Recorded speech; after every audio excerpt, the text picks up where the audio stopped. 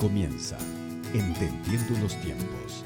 Con ustedes, su anfitrión, Eduardo Saladín. Nuestro Señor Jesucristo dijo: conoceréis la verdad y la verdad os hará libres.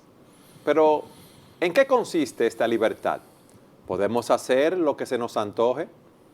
¿Somos independientes de Dios y de los demás? En el día de hoy tenemos a Salvador Gómez y a Marcos Peña que nos van a estar hablando de este tema.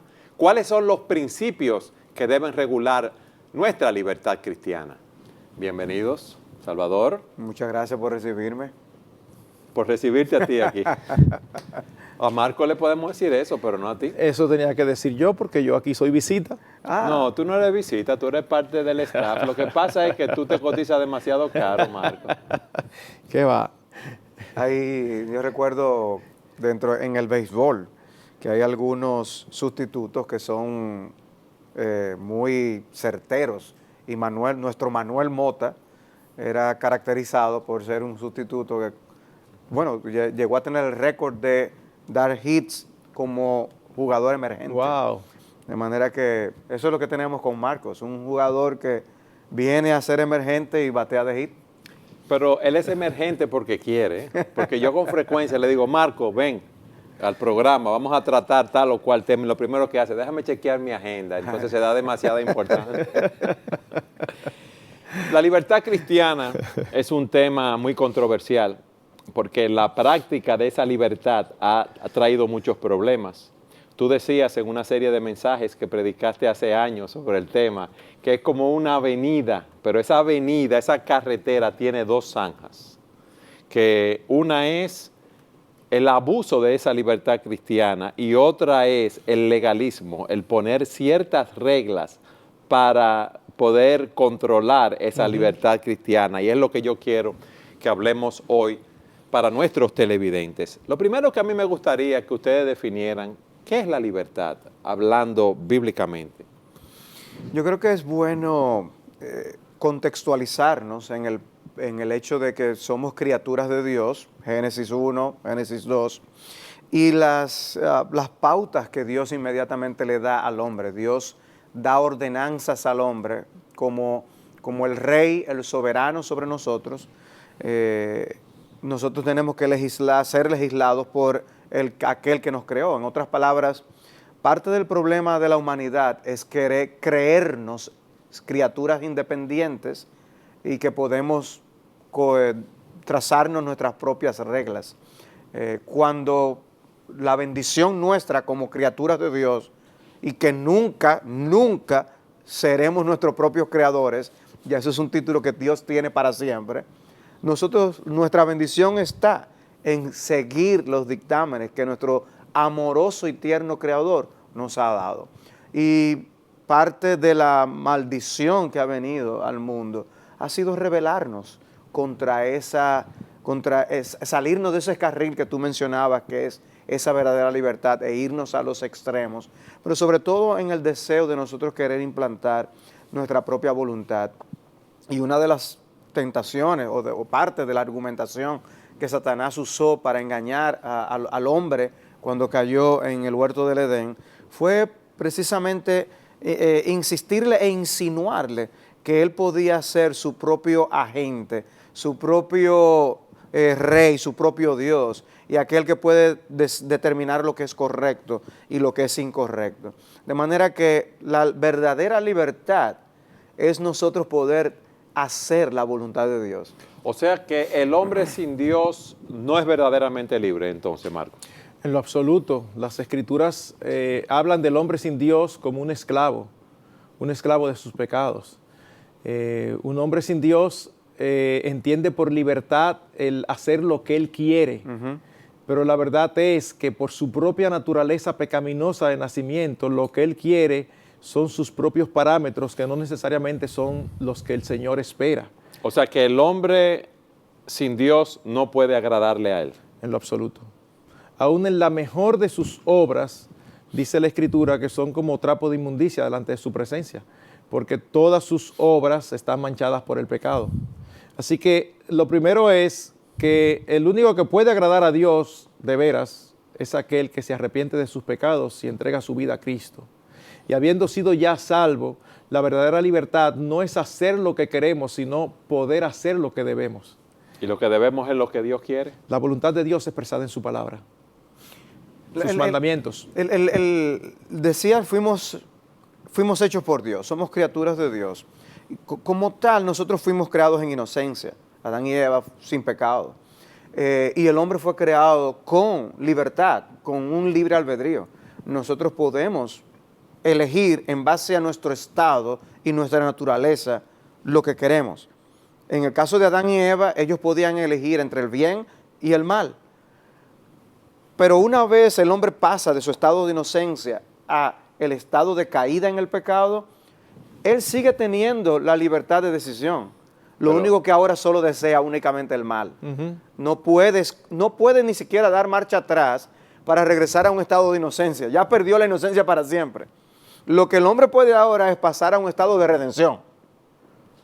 Sigue teniendo libre albedrío, sigue teniendo, su voluntad puede elegir, pero su voluntad ahora que está en el pecado solo puede elegir el pecado.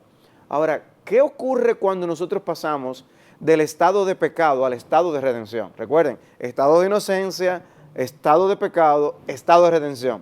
Cuando estamos en estado de redención, Cristo nos liberta. Y esa libertad nos permite volver a usar el libre albedrío, pero ahora hacer la voluntad de Dios. Ahora no tenemos que pecar. Ahora nosotros podemos hacer la voluntad de Dios. O sea, podemos decirle no al pecado y cumplir la voluntad de Dios en nuestra vida en el poder del Espíritu Santo. Y eso es libertad, ¿verdad? Por eso que decimos, la verdadera libertad es poder vivir para Dios. Antes éramos simplemente esclavos del pecado. Por eso es que hablamos de la libertad cristiana y decimos que la bendición de esa libertad es que por fin podemos hacer la voluntad de Dios, por fin podemos obedecer la palabra de Dios y agradar a Dios. Porque muchas veces el énfasis con el término libertad cristiana quizás se parece más al significado del libertinaje o de licencia de yo hacer lo que yo quiera, que una verdadera libertad. Entonces esa libertad, para ver si entiendo, es que soy libre de esa esclavitud del pecado y entonces me convierto en un siervo de Dios, de la justicia. Es como alguien ha dicho, siguiendo la argumentación de Salvador, Adán y Eva tenían la capacidad de pecar y la capacidad de no pecar. Cuando ocurre la caída, ya el hombre no tiene la capacidad de no pecar.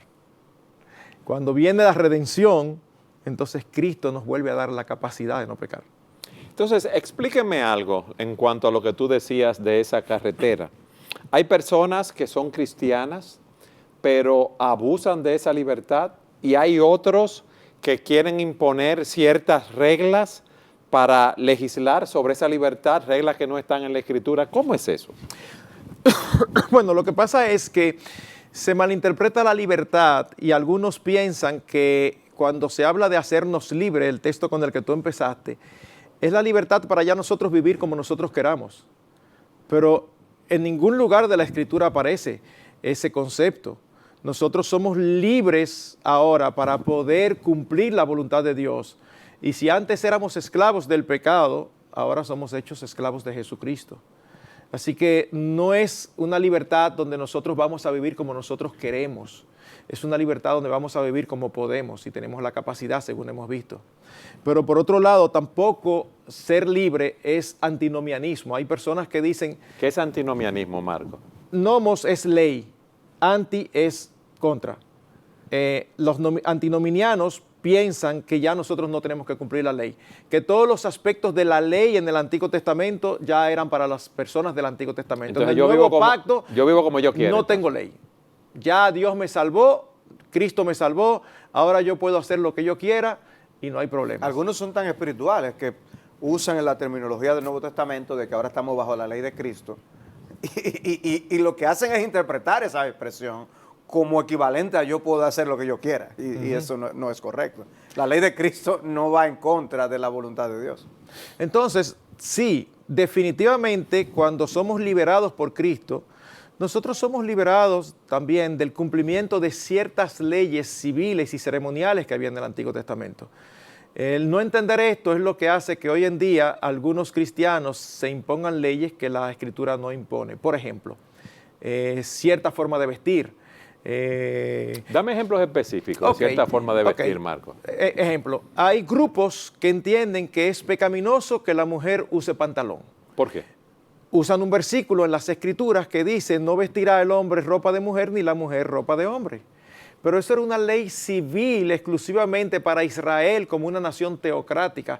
En el mismo lugar donde aparece ese mandato, también hay un mandato que dice, no vestirás mezclas de hilos.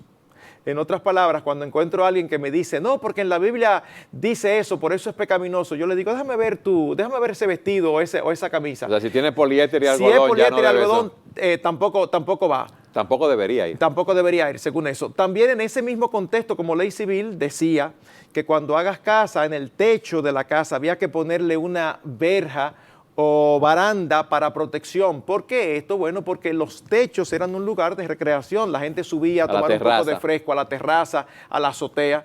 Y entonces el Señor quiso cuidar como una ley civil para que no hubiera accidentes de caídas. Posiblemente los techos de los que no se ponen pantalones no tienen esa baranda. Entonces, no podemos tomar leyes que fueron dadas en un contexto particular para Israel como nación y convertirlas en ley para el cristiano de todas las edades. Y eso es cuando estamos hablando de leyes del Antiguo Testamento. Exactamente. Es aún peor cuando fabricamos nuestras propias leyes que no están en ningún lugar de la Biblia. Eso es peor, eso es peor. Por ejemplo, propias leyes. Es pecado ir al cine. ¿De dónde tú sacas eso? Tú dirás, eso no está en la Biblia, entonces te responderían, sí, pero las drogas tampoco están en la Biblia. Bueno, son principios que lo sustentan. Las drogas ni siquiera son aceptadas por los inconversos en términos legales. Te hacen un daño. Hay otros parámetros. Pero cuando tú quieres convertir lo conveniente o hasta lo prudente en una ley, tú caes en legalismo y en quebrantar lo que es la libertad cristiana. ¿Qué argumentan esos grupos para decir que ir al cine es pecaminoso? Bueno, que es un lugar donde muchas de las películas que se dan son pecaminosas. Está bien, pero uno escoge el tipo de película que uno va a ver. Bueno, pero precisamente el punto es este. Cuando nosotros tenemos en las Escrituras 2 capítulos que nos hablan de una manera muy específica y clara con problemas de libertad cristiana. Estamos hablando de 1 Corintios 8 y de Romanos 14. Cuando tú vas ahí, tú ves principios muy específicos de cómo manejarse. Y en ningún momento la Escritura dice, no, mira, este es que está bien o aquel es que está bien, cuando son asuntos neutros. ¿Qué pasa? Nosotros los creyentes en muchas ocasiones queremos ayudar a los hermanos a que anden bien. Que mantengan la santidad. A que mantengan la santidad. Y eso es un buen deseo. Pero cuando nosotros queremos establecer parámetros que la Biblia no pone, aunque no seamos conscientes, estamos diciendo que tenemos una mejor forma de manejar la libertad en la vida del cristiano que la que Dios tiene. Entonces, cuando yo estandarizo, ejemplo, algunos piensan que ir a la playa no es correcto para un creyente. Porque, bueno, quizás un hombre que ama al Señor fue a la playa y resulta que mira aquí con poca ropa y mira allí con poca ropa y al final dice, no, pero yo pequé porque a mí los ojos se me iban. Y él decide que no vuelve a la playa. Esa es una convicción personal. Es una convicción personal que yo entiendo que es respetable y hasta admirable. Es un hombre tan piadoso que él está eliminando de su vida aquellos aspectos que él entiende que lo llevan a pecar. El problema está cuando se estandariza. Y yo quiero que todo el mundo piense como yo. Él concluye, si eso me pasa a mí, eso le pasa a todos los hombres, por lo tanto es pecaminoso ir a la playa. Uy, entonces es el mismo proceso de pensamiento que ocurre con el cine. Eso es mundano. Bueno, pero un cuadro bonito, una sinfónica es mundana. Bueno, pero hay algunos grupos que no oyen música que no sea cristiana. Ni siquiera una sinfonía ni una música clásica. No, porque eso es mundano. ¿Qué es lo que es mundano? Las notas musicales. Son las mismas notas musicales que utilizamos para cantar canciones al Señor. El problema es que se estandariza. Hay una canción que tiene mala letra. Ahora mismo hay... Mala letra es una letra decimos mala inmoral letra, mala que exalta valores que no son Exacto, bíblicos. Exacto. Por ejemplo, a nosotros los latinos crecimos oyendo Amada Amante. y a uno se le contagia la música y cuando viene a ver uno le está silbando o hasta cantando internamente. Bueno, esa letra, esa canción es pecaminosa. ¿Por qué? Porque es una exaltación al adulterio, es una exaltación a la infidelidad. Pero hay otra letra que no es pecaminosa. Yo recuerdo en una ocasión haber escuchado una canción de Gilberto Santa Rosa que decía, lo nuestro es un amor para la historia. Tú analizas esa canción de principio a fin y no tiene nada pecaminoso, al contrario, es una canción hermosa y muy significativa para una pareja que tiene un amor de verdad, de fidelidad el uno al otro, que se llevan bien. Pero era ya que el amor se había acabado, que era para la historia. Ya. No. Ya. No era que se había quedado en la historia. No, es que para la historia, por lo iba a grande durar que para era. siempre. Yo sé, Sí. era simplemente para traer una nota. Entonces, ¿qué pasa?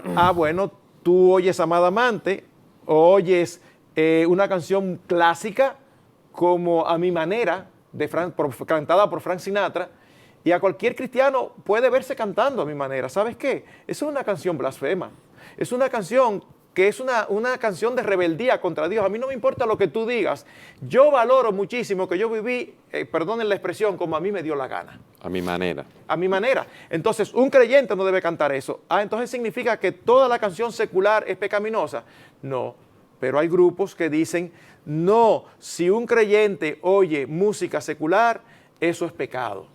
El punto es, nosotros no estamos para decir lo que está bien y lo que está mal. Así es. Nosotros no somos como en los gobiernos los que disponen las leyes, los que crean las leyes. Dios dio sus leyes.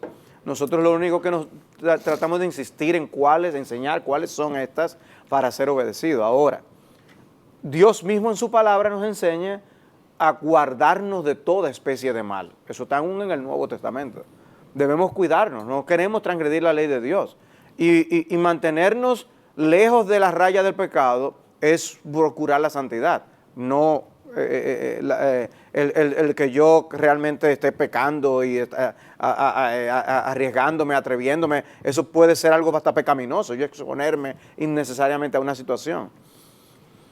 Entonces, en ese aspecto, personalmente, debemos estimularnos los unos a los otros a evitar el pecado, pero para cada uno puede haber connotaciones distintas.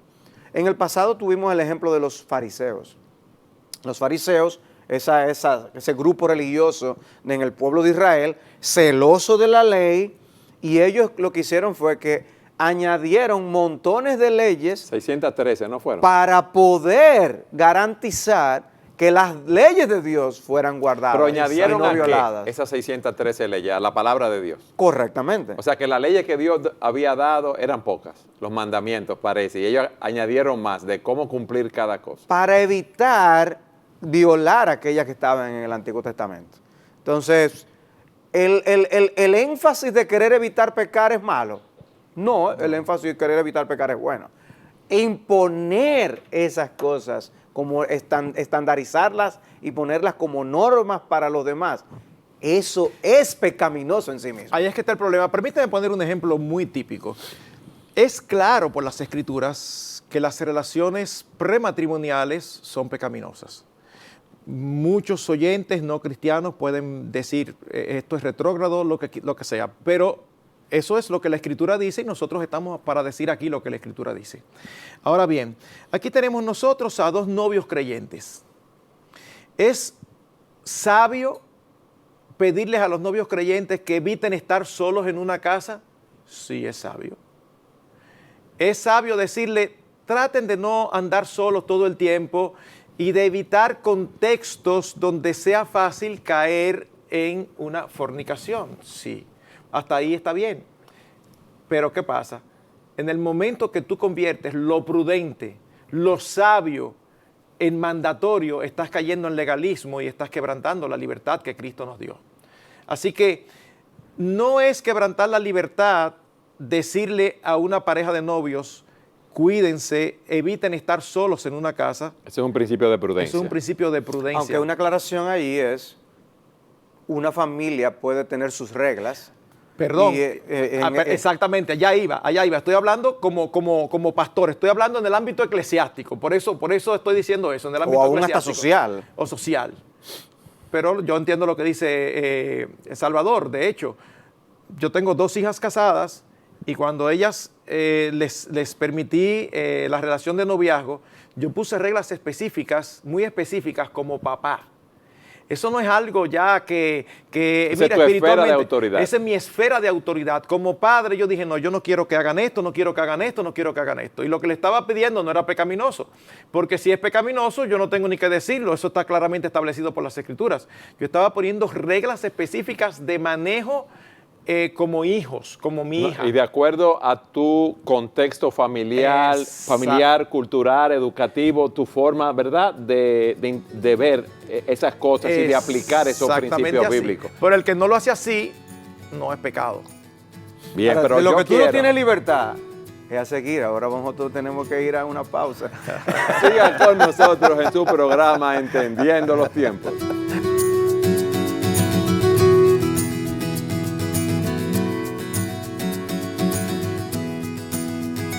Las Escrituras son claras al decirnos, conoceréis la verdad y la verdad os hará libres. Hoy estamos viendo en este programa cómo debemos transitar en esa carrera o esa carretera de la libertad cristiana, porque hay 2 peligros. O abusar de esa libertad o poner reglas que no están en las Escrituras para poder llevar a cabo esa libertad o vivir conforme a esa libertad, como veíamos en el primer segmento. Y ahora yo quiero pedirle a Salvador y a Marcos que nos digan entonces, ya que hay esa diversidad de puntos de vista en cuanto a la libertad cristiana y cómo ejercerla, ¿cuáles son los principios que deben regular esa libertad cristiana? Marcos. Bueno, podemos empezar a mencionar 6, 7, 8 principios. El primero de ellos es que no debemos permitir que nuestras diferencias o puntos de vista diferentes en asuntos de libertad cristiana se conviertan en conflictos en nuestras relaciones interpersonales. Debemos de conocer las Escrituras para saber qué es un mandato y qué es un asunto neutro. Eso es difícil. Yo creo que nosotros los latinos somos muy blanco y negro. O es blanco o es negro. No, hay muchas cosas que son grises y nosotros tenemos que saber cómo manejarlas. Cuando nosotros vamos a Romanos 14, nosotros tenemos allí una iglesia ubicada en un centro muy multicultural. Sería como lo que es hoy Los Ángeles, Nueva York, París, ciudades grandes donde hay de todo. Entonces, en esa iglesia de Roma, habían creyentes que venían del judaísmo y habían creyentes que venían del paganismo. Así que están aquí todos creyentes convertidos, pero reunidos en una iglesia. Reunidos en una misma iglesia. Pero entonces, para los judíos, por ejemplo, todavía había algunas cosas que no era lícito comer, pensaban ellos. Ellos habían crecido toda su vida sin comer cerdo, por decir algo. Y el pagano decía, no, pero eso no es problema con eso. Ese es el problema de ustedes, los judíos. Ese es el problema de ustedes. Pero los paganos vienen posiblemente de no guardar ningún día. Y entonces los judíos decían, no, pero hay que guardar un día para el Señor. Entonces había ciertas costumbres diferentes que empezó a crear conflicto. Y el apóstol Pablo en Romanos 14 se dedica a explicar específicamente cómo debe manejarse. Y lo que dice es, si alguien come de algo, lo hace para el Señor. Y el que no come también lo hace para el Señor. Por lo tanto, el que come no menosprecia al que no come, y el que no come no juzgue al que come. Vamos a explicarlo de esta manera. Sí, es bueno que nos lo explique. Exacto. ¿Qué significa que el que come para el Señor? Suponte que tú vas al cine, pero tú te juntas con un hermano que ha sido criado en los principios de que el cine es pecado. Entonces, normalmente, ¿cuál es la inclinación tuya? Oye, a menospreciarlo, a verlo como el pobre, amarrado a leyes humanas. Oye, eso, ¿cuántas limitaciones? Y yo posiblemente que creo que es pecado, entonces te juzgo. Y digo, ese hermano, yo hasta estoy considerando y pensando, evaluando si realmente es creyente. Porque un creyente verdadero no va al cine. Bueno, ¿qué Pablo dice? A mí me dice que no te juzgue y a ti te dice que no me menosprecies. ¿Por qué? Porque eso va a causar conflicto entre los hermanos. Y dice específicamente que aún Del Señor son los dos. Exactamente. Y que por lo tanto lo que quieren es agradar al Señor. El caso del uso del alcohol, por ejemplo, también es otro ejemplo típico. El hecho de que la Biblia prohíbe la borrachera, pero no prohíbe el uso en sentido general de la bebida alcohólica. Y hay personas, sin embargo, por amor al Señor, se abstienen, ya sea por su pasado o por cualquier razón. O por personas que están con ellos que han tenido problemas con el alcohol. Sí, pero ahí es que vamos a lo contrario. Al vivir por amor al otro. Pero la persona, por algún asunto de su pasado, por alguna otra razón, se abstiene, un abstemio. Pero él puede llegar a estar consciente de que no es malo para todo el mundo hacerlo, de que no es pecaminoso para todo el mundo hacerlo. Y él dice, yo sin embargo, por amor a mi Señor no lo hago. Y otra persona lo utiliza por amor a su Señor también, no cayendo en el extremo de la embriaguez, que lo cual sí está claramente prohibido en las Escrituras, sino en un uso controlado de la bebida alcohólica. Y en ese sentido, ambos pueden amarse, entenderse el por qué uno lo hace y el otro no. Entonces, cuando yo amo a mi hermano, que es lo que Pablo dice, vamos a llegar a ese punto, yo no voy a estar criticando ni juzgando y no voy a caer en esos extremos de permitir que esa diferencia de criterio causen una división. Porque no estamos hablando aquí de matar a otro. Porque, ¿qué es lo que pasa? Que un hogar puede tener sus reglas, como en algunos países tiene la costumbre, de que hay que quitarse los zapatos para entrar a la casa. Ahora, si alguien entra a mi casa con zapatos y yo lo mato porque entró así y violó mi regla, yo estoy violando lo que sí es palabra de Dios y un mandamiento central de la palabra. Por algo cultural. Por algo que es cultural o personal o familiar. Entonces, no tiene sentido comparar una cosa con la otra. Lo que es ley de Dios, es ley de Dios. Tú no eres ningún Dios. Entonces, si tú participas del alcohol y yo no participo, lo que la libertad cristiana me lleva es a, yo no participo porque entiendo prudente no hacerlo, pero te respeto. Y tú participas, pero también respetas mi actitud. De hecho, el siguiente capítulo de Romanos 14, que es capítulo 15, dice en el versículo 7. Brillante eso que tú acabas de decir, Marcos. Sí, después del 14 viene el 15. Gracias. Wow. Gracias. Tú sabes que... Es un pensamiento profundo que él tiene, Marco. Yo desde pequeño tiendo a hacer ese tipo de cosas.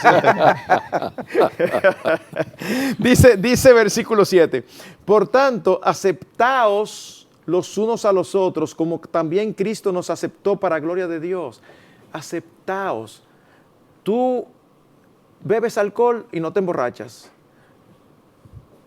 Yo quizás no lo hago y entiendo prudente no hacerlo, pero yo te acepto. Eso no impide que tú y yo tengamos comunión. Pero, y quizás hasta más lejos, a lo mejor, como él vivía de esa manera, yo ni le pediré consejo de nada a él, porque mira cómo vive contrario a lo que...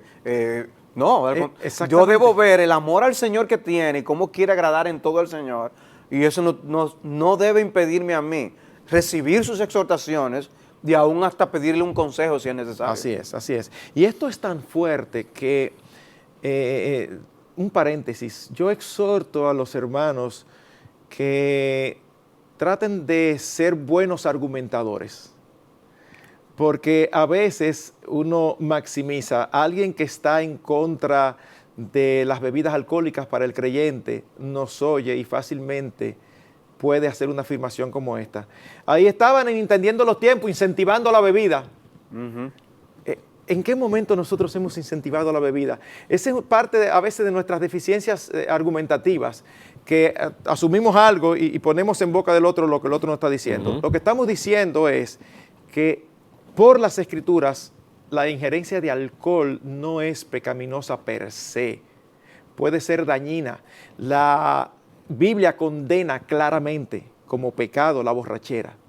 Eso no significa que decimos ahora, así que hermanos, habiendo visto esto, todo el mundo a beber. No, en lo absoluto, en lo absoluto.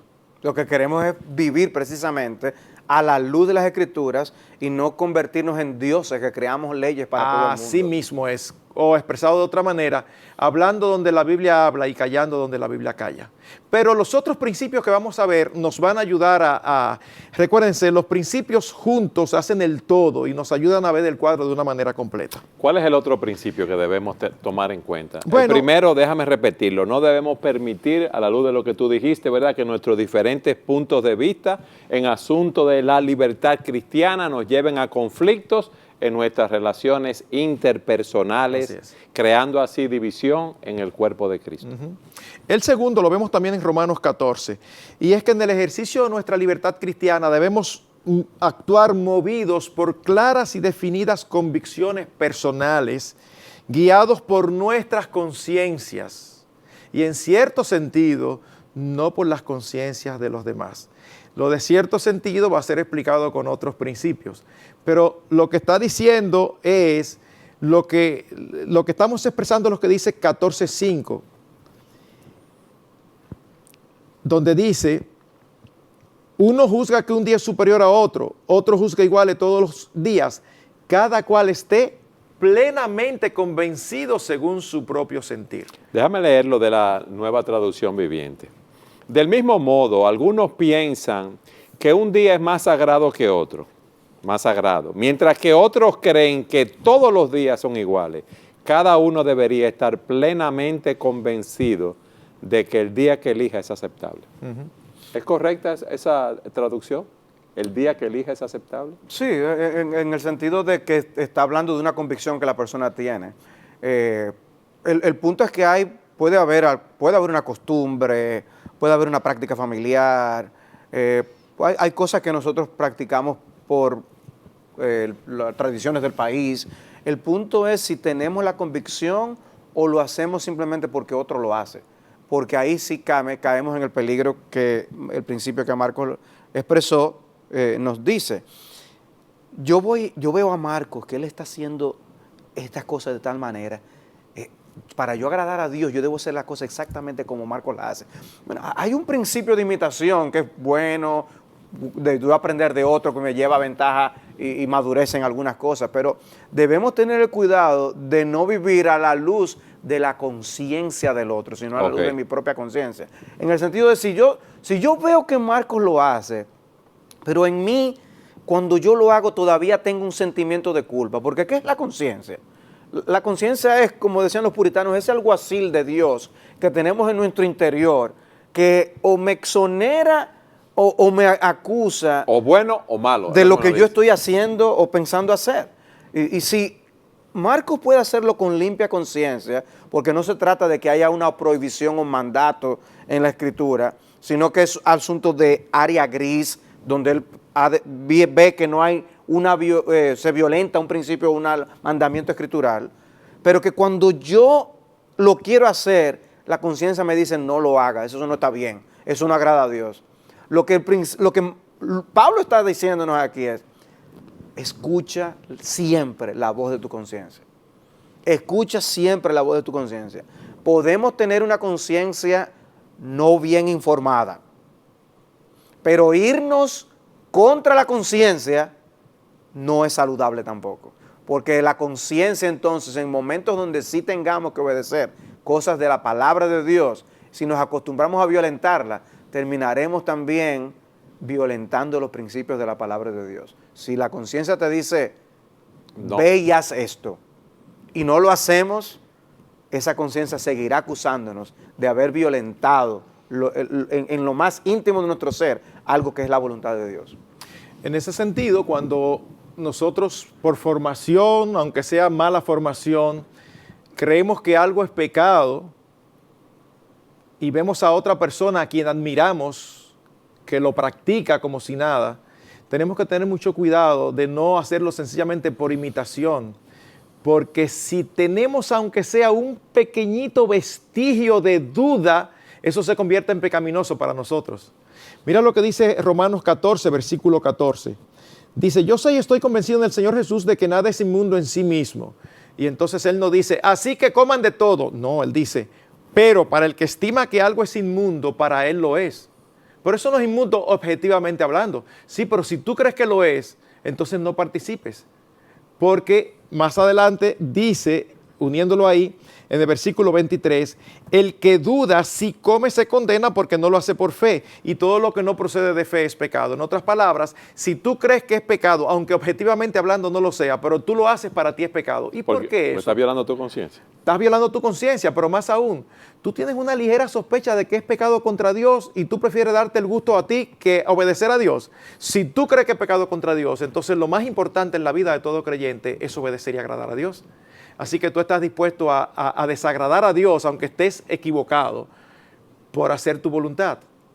Así que es por eso la importancia de que cada cual tiene que actuar convencido en su propia conciencia, de que o lo hago porque no tengo dudas de que tengo la libertad para hacerlo, o si tengo dudas, mejor no lo hago. Y gracias a Dios nosotros podemos crecer, porque no siempre vamos a tener el mismo grado de madurez, espero. Y hay cosas que quizás en un momento dado de nuestra vida cristiana nosotros nos abstenemos porque no lo vemos permisible para mí. Pero puede ser que en la madurez yo termine haciendo cosas que luego antes yo no lo hacía, porque ya lo comprendo mejor. Y en el caso de las carnes que habían sido sacrificadas a los ídolos, Pablo dice, eso no es nada.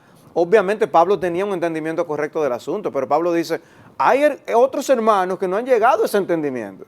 Y puede ser, sin embargo, que lleguen luego a esa postura de la que Pablo mismo está hablando allí. De manera que podemos entender cosas en la medida que progresamos en la fe. Pero cuidado, también una voz de alerta. Sí. Porque el hecho de que yo empiece a albergar ideas de hacer algo no significa que es necesariamente por madurez que lo estoy haciendo. Voy a ir ahora a la discoteca porque ya tengo madurez. Sí. Y desconsiderar los riesgos de cosas así. Sí, pero lo interesante es que ante esas dudas e inquietudes que tenemos, debemos ir a la palabra de Dios e informarnos con la palabra y formar esas convicciones de acuerdo a la palabra de Dios. Y mejor no hacer algo hasta que tengamos la luz sobre el asunto, que hacerlo atrevidamente y pecar. Así es, así es. Marco, ¿qué otro principio debemos tomar en cuenta? Bueno, en el ejercicio de nuestra libertad cristiana, nuestra principal motivación debe ser agradar al Señor con la conciencia de que vivimos para Él y que algún día le daremos cuenta. A veces uno puede ser muy ligero. Pues no hay problema. No, es para el Señor que vivimos. Oigan lo que dice Romanos 14, versículos 6 al 12. Dice, el que guarda cierto día, para el Señor lo guarda. Y el que come, para el Señor come, pues da gracias a Dios. Y el que no come, para el Señor se abstiene y da gracias a Dios.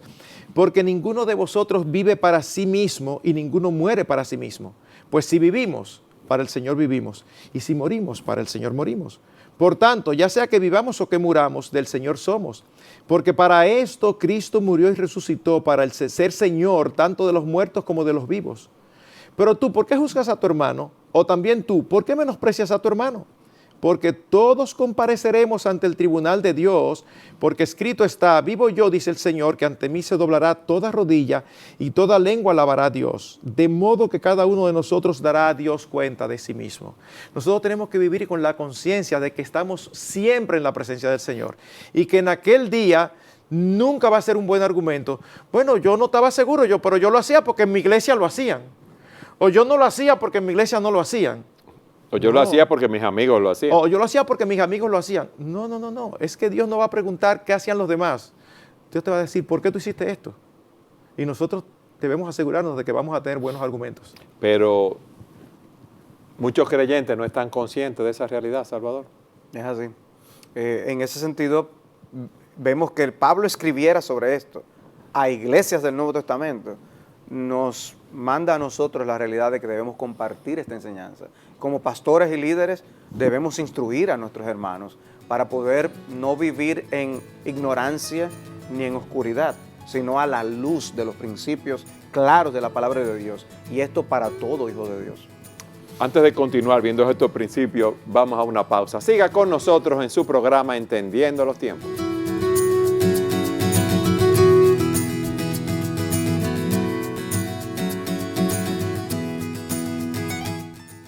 Marco, ¿qué otro principio debe regular mi libertad cristiana? Bueno, para mí el principio que voy a dar ahora en nuestro contexto particular es el más importante. Todo es importante porque está en la Escritura, pero hay contextos dependiendo de las culturas, de las épocas. Y me parece que este es vital. En el ejercicio de nuestra libertad cristiana debemos actuar movido por amor a nuestros hermanos, buscando su beneficio, no el nuestro. De hecho, yo pienso que esta es como la perla perdida de la doctrina de la libertad cristiana. ¿Por qué? Porque muchos creyentes los resuelven, asuntos de libertad cristiana los resuelven de esta manera. Pero espérate, yo lo que quiero saber, ¿es pecado o no? Bueno, no es pecado. Pues ya, pero no me diga más nada. Si no es pecado, ya. Sí, pero ese no es el único elemento que tenemos que considerar. De hecho, cuando nosotros vamos tanto a 1 Corintios 8 como a Romanos 14, nos damos cuenta que el énfasis del apóstol Pablo no es determinar quién está bien y quién está mal. Y en ambos casos el apóstol Pablo tenía una posición. En 1 Corintios 8, que era lidiando con los ídolos, el apóstol Pablo dice, sabemos que un ídolo no es nada. Un ídolo es un musú. Así que eso no tiene problemas. Pero él no les dice, así que no le den mente. No. Y en Romanos 14, ya casi al final del capítulo, él dice, yo sé que puedo comer libremente de cualquier cosa, pero él no traza la pauta y dice, los que no comen son los que están mal. No, él dice, pero tenemos que considerarnos unos a otros. ¿Por qué? Porque lo que es lícito para mí y para el otro, no necesariamente es conveniente para el otro. Quizás para mí no tenga efectos perjudiciales, pero para el otro sí. Me encanta cómo empieza 1 Corintios 8 para tratar el tema. ¿Tú sabes cuál es la zapata sobre la que se edifica el cimiento? Sabemos que el conocimiento envanece, pero el amor edifica. ¿Cómo así? Claro, tú tienes el conocimiento de que estas cosas son neutras, de que son grises, y por lo tanto las hace. Dice, sí, pero eso te envanece. No, yo estoy actuando conforme a mi libertad. Pero tú no estás considerando algunos otros elementos. El amor es lo que edifica. Yo recuerdo hace muchos años atrás en una boda donde todavía las bodas cristianas no eran tan idénticas a las bodas no cristianas como es hoy. Yo recuerdo que había una boda donde había hermanos de diferentes congregaciones.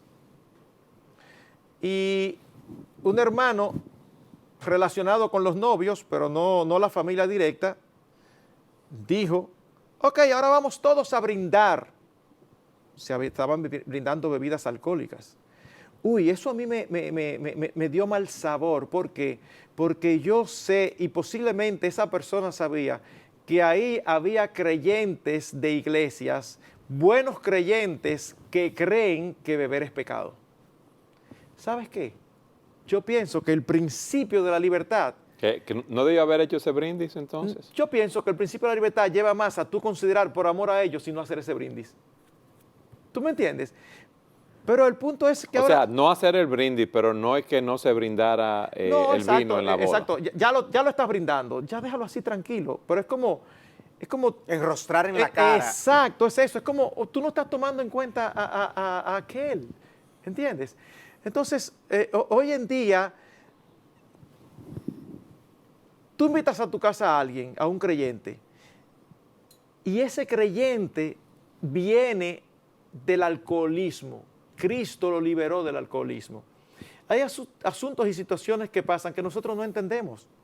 Una gente que venga de las drogas, posiblemente nosotros tres que nunca hemos estado involucrados en eso, nos ponen un paquete de cocaína o de marihuana ahí, y eso no nos causa nada, como si fuera polvo talco, ni sabemos bien lo que es. No nos causa nada absolutamente.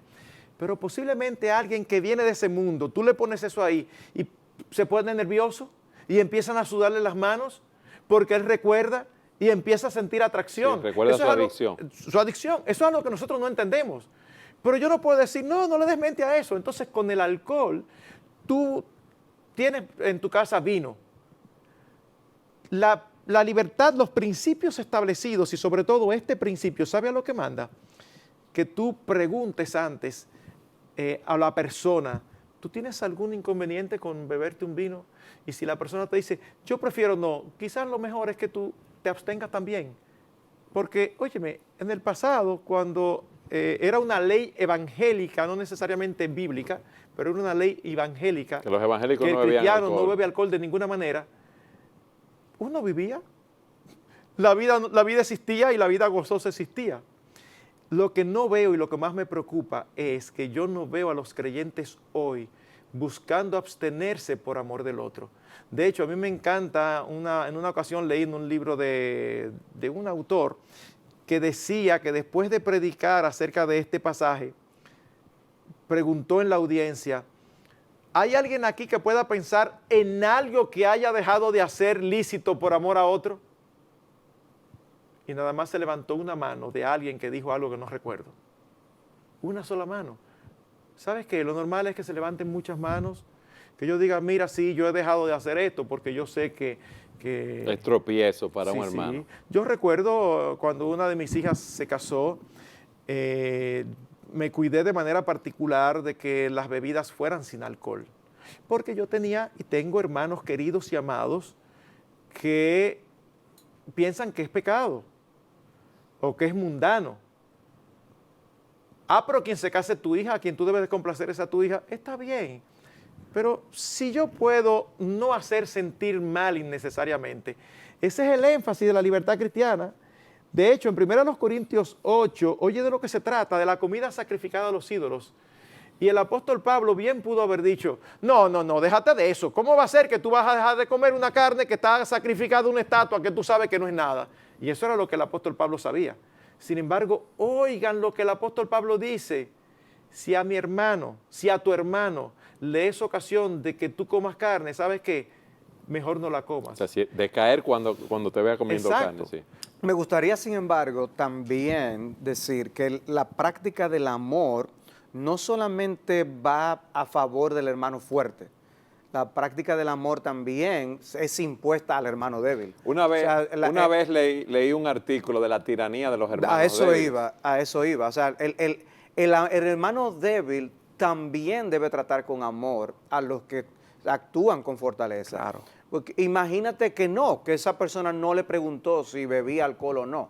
La actitud amorosa del hermano débil es, mira, yo entiendo que tú estás en tu libertad para tú tal cosa, pero yo preferiría, porque es en ese punto donde nos encontraríamos ambos en madurez espiritual para vivir con nuestras diferencias. Porque si no, convertiríamos en una tiranía la postura de cada uno. Y no es a eso que queremos. De hecho, yo creo que todos hemos oído expresiones de hermanos. Es que a mí me es tropiezo eso, de cosas que no es que les es tropiezo, sencillamente que no le gustan. Entonces tienes que tener cuidado. O sea, ¿te es tropiezo que yo haga tal cosa? A mí me gustan los deportes y practico el tenis. Imagínate que alguien me dice, no, que a mí me es tropiezo que un pastor juegue tenis. A mí me tropiezo que un pastor juegue tenis. ¿Qué tú vas a hacer? Bueno, lo que pasa es que tú no juegas ni bolita. Marco, pero yo era el terror tuyo cuando jugábamos baloncesto. No, cuando jugábamos, no. Cuando yo jugaba baloncesto y tú voceo. Que me mataba a golpe. Y cuando yo te decía, Eduardito, pero tú das demasiado. ¿Por qué era que lo te hacía decían era el carnicero? ¿Por qué era que te decían el carnicero? Él lloraba mucho. Y así mismo se reía. O sea, siento que yo me acercara al aro. ¡Pum! Decía, Eduardo, pero tú das mucho. Y en lugar de decirme, no, excúsame. Pero es que algo hay que hacerle porque metía demasiado la pelota. Había que hacerle algo, ¿verdad, Eduardo? Sigue, Marco, no te preocupes. No, ya me desconcentraste. Tú decías que alguien puede decir que un pastor jugando tenis. Alguien puede decir, un pastor jugando tenis a mí me es tropiezo. Wow, ¿debo yo dejar de jugar tenis por eso? No, yo creo que eso ahí se cumple lo que dice Salvador. También hay que tener cuidado de la tiranía del hermano débil. Y por amor también. Exacto, por amor. O sea, no, más bien déjame instruirte. Dice la Escritura que el Señor nos da todas las cosas en abundancia para que las disfrutemos. Sí, pues entonces te da la droga para que la disfrutes. Cuando habla de todas las cosas en abundancia, todas las cosas lícitas. Todas las cosas lícitas. Tú has hablado que debemos ejercitar esa libertad cristiana tomando en cuenta a los hermanos en la fe, buscando su beneficio, no el nuestro. Nos ha dicho antes de eso el principio que debemos buscar agradar a Dios porque hemos de dar cuenta a Él. Busca el ejercicio de mi libertad cristiana por el bien de los hermanos. ¿Debo yo también ejercitar esa libertad cristiana tomando en cuenta a aquellos que no conocen a Cristo? Claro que sí, ese es el siguiente principio. Por amor a las almas de los que se pierden. El apóstol Pablo en 1 Corintios 9, 19, 22 dice, siendo libre de todos, me he hecho siervo de todos para ganar a mayor número. Nadie mejor que Pablo conocía lo que era la verdadera libertad en Cristo. O sea que yo debo estar atento a aquellas personas que no son cristianas, que también ven cómo yo ejerzo esa libertad cristiana. Claro que sí, porque ¿qué ganas tú con mantener tu posición y hacer uso de tu libertad si el inconverso causa en él que te tenga desconfianza?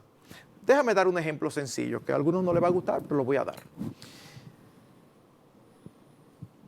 Habiendo dicho que nosotros creemos que las bebidas alcohólicas per se no son pecado, también tenemos que decir que hay otros principios, como el principio de asociación, por ejemplo. En Alemania, un creyente beber cerveza no es motivo de discusión ni de nada. Ni de escándalo. Ni de escándalo.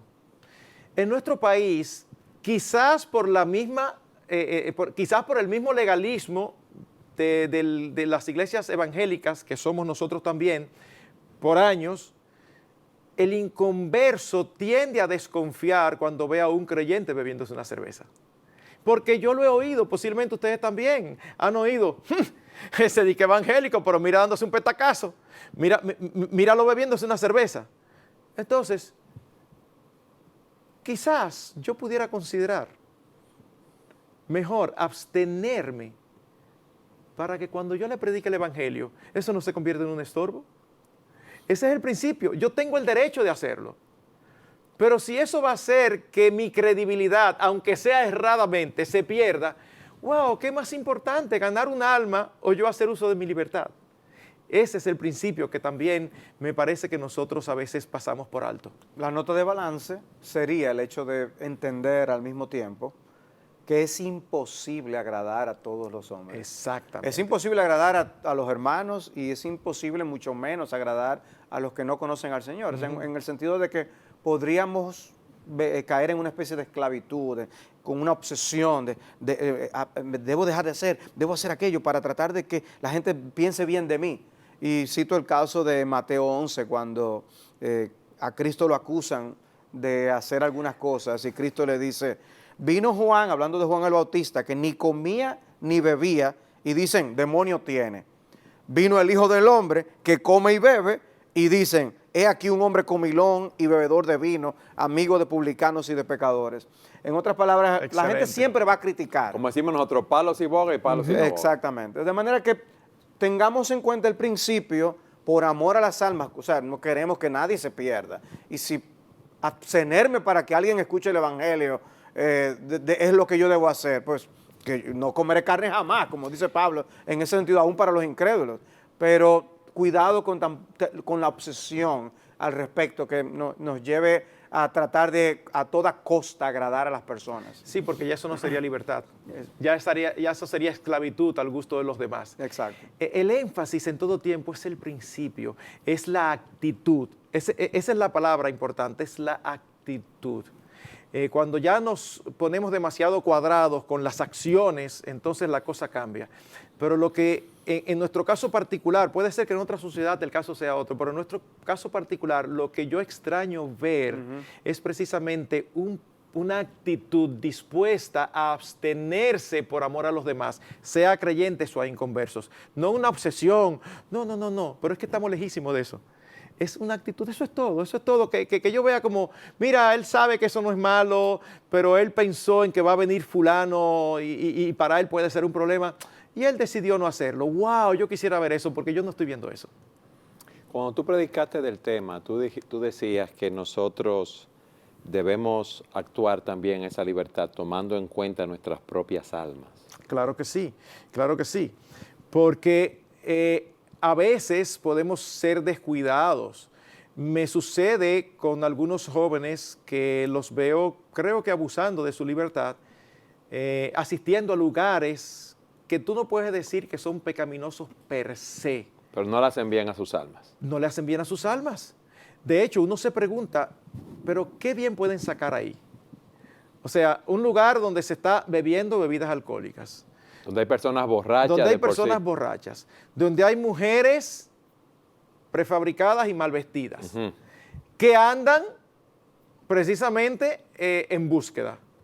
O sea, tú dices, y vamos a discutir si es lícito o no para un creyente ir. Aquí el punto no es lícito, aquí el punto es conveniente. Ese es el punto.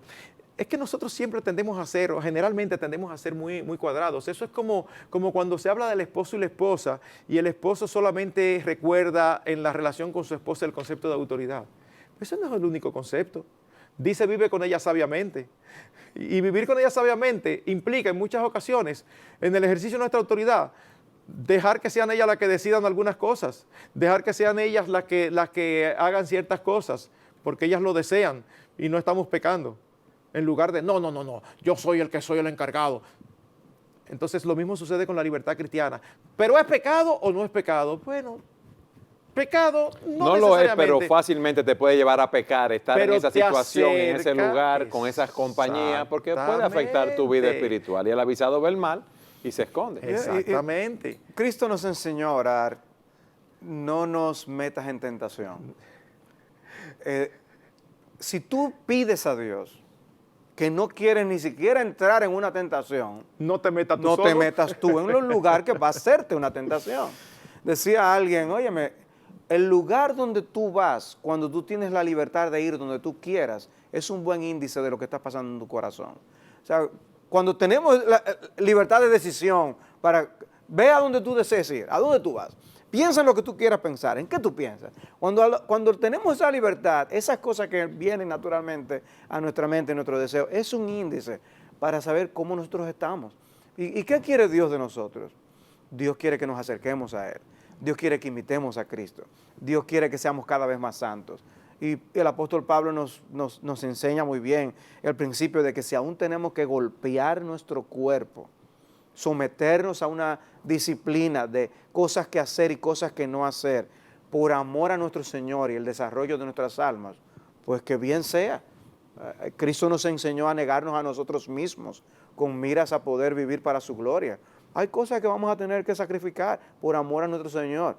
Y no vamos a estar diciendo, ay, qué vida más miserable esta, porque ese es el otro problema.